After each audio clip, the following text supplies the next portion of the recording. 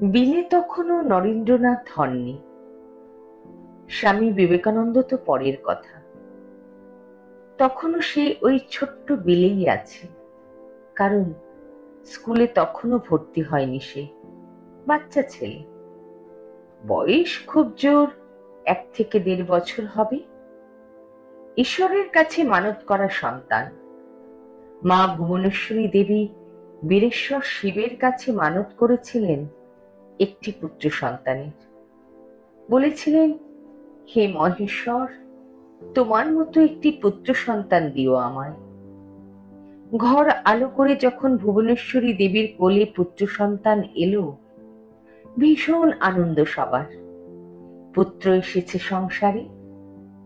কিন্তু এ কি, কিছুদিন সময় যেতে না যেতেই মোহ ভাঙল মা ভুবনেশ্বরী দেবীর।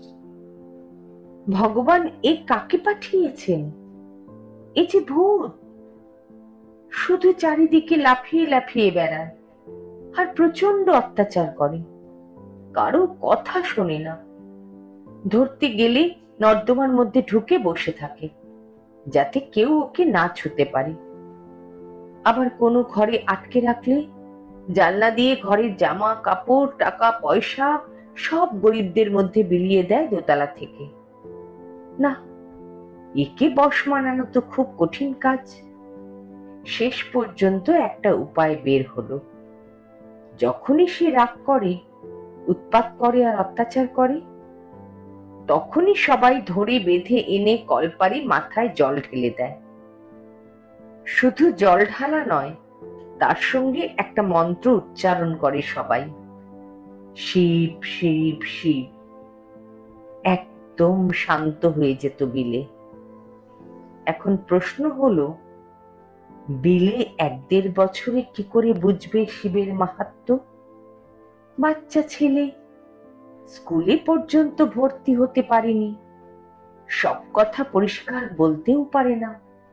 কিন্তু কেন সে শিবের মন্ত্র শুনে নিজে শান্ত হয়ে যেতেন? ওই মন্ত্রতে কি এমন ভাইব্রেশন আছে যে ওই ছোট্ট বিলের মনে রেখাপাত করত?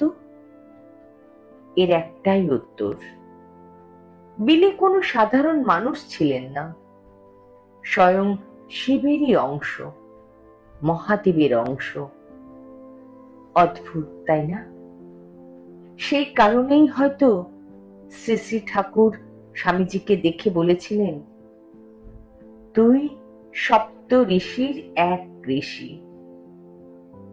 জয় তু স্বামীজি, হর হর মহাদেব।